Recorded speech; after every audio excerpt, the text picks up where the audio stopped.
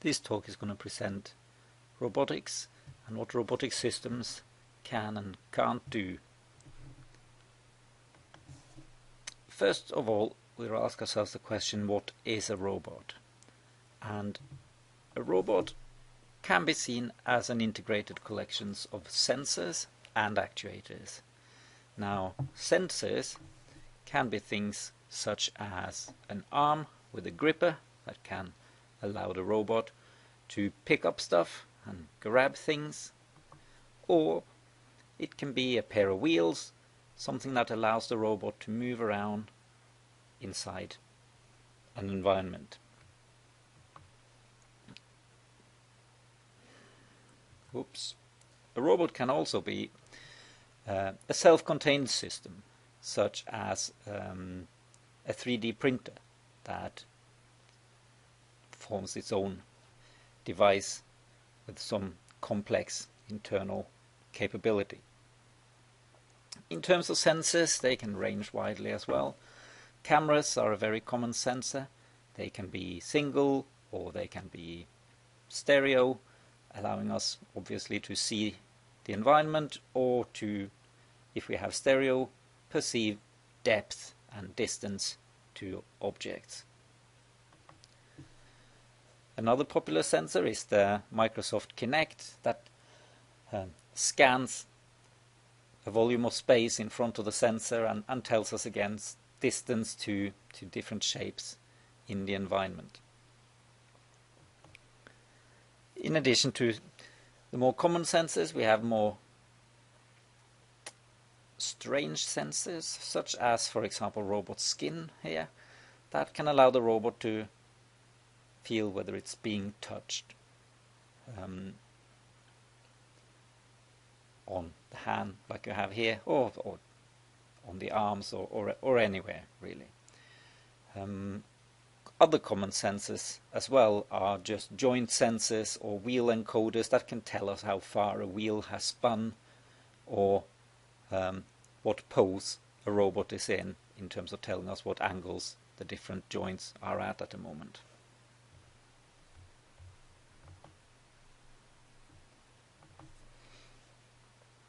When we put all of these sensors and actuators together, we get an integrated system. We typically have to add some computational power as well, so there'll be a computer in there getting the signals in from the sensors, doing some operations on them, figuring out what is what, and deciding what to do with the actuators, where to move, what to pick up, what to display, those kinds of things, giving us a whole system that can perform a given function, such as this care robot that is made to care for people. So, what is it robots can actually do? An important thing to know about robots is that they can only do very limited things autonomously, that is, without human interaction. One thing that they've been doing for a long time is factory automation. Let me turn this sound off on that.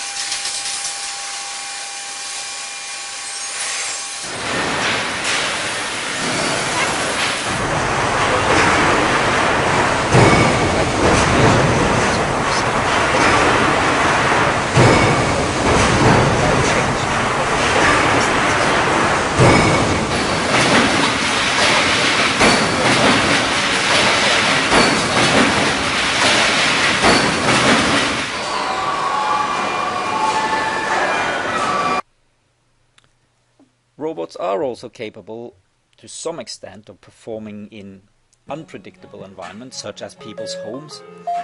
One of the most successful commercial robots is the Roomba, which is this vacuum cleaning robot, and it is capable, to some extent, of handling unstructured environments. So we can go around hoovering up these penny pieces in this case, but it's pretty limited in what it can do. So it has troubles with odd shapes of furniture, it can fall down the stairs and this, etc. It can certainly not cross a threshold of any height.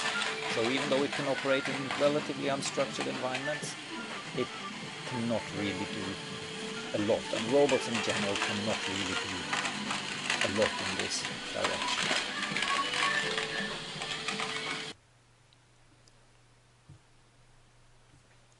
finally, an example of another thing robots cannot do. So robots are bad at handling unstructured environments, as I said. So a task such as getting a robot to autonomously identify an object and pick it up is still beyond what a commercial robot can do, as we will see.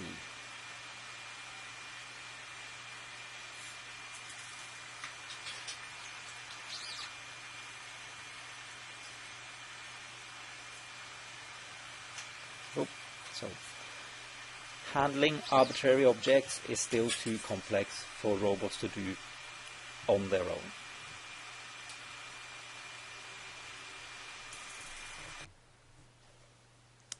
There is one more. Navigating complex environments, such as walking up stairs, walking around,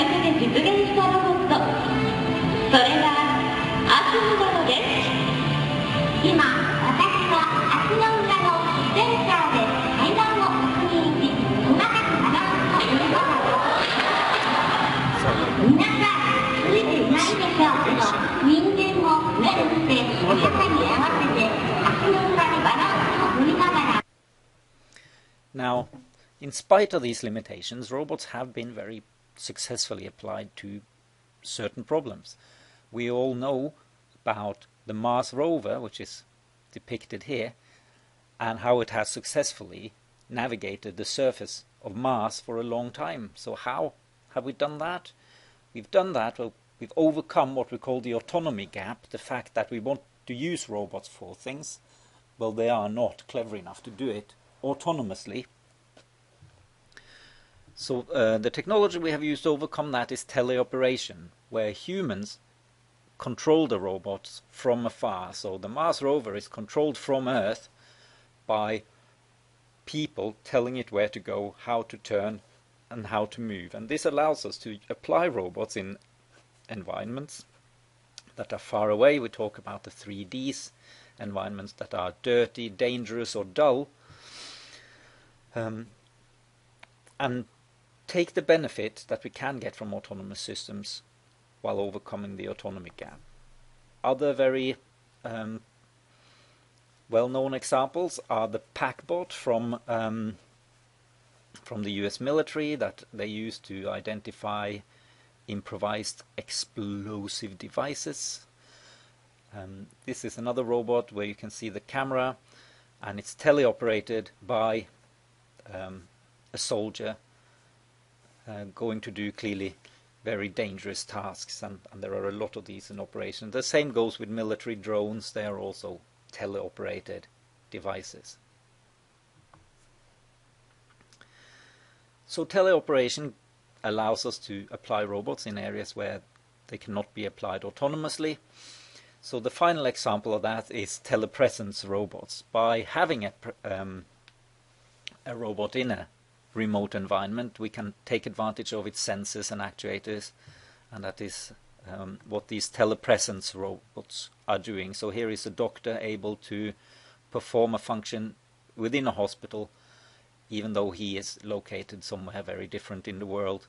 He can take advantage of the cameras and any sensors. He can interact with staff locally and be remotely present in an environment. So this is another successful application of robotic technology for telepresence. So to summarize, robots have actuators, robots have sensors that can allow us to do things that we're not capable of doing if we put them together in novel ways. However, robots can only perform very few functions autonomously. So if we want something to work autonomously, we have to consider very carefully what we're asking a robot to do. A way to overcome the autonomy gap is to use teleoperation. If we use teleoperation, we can put a human in the loop and allow a human to remotely control a robot, and it allows us to use robots for many more things than what we can do when we operate them, when we ask them to operate autonomously.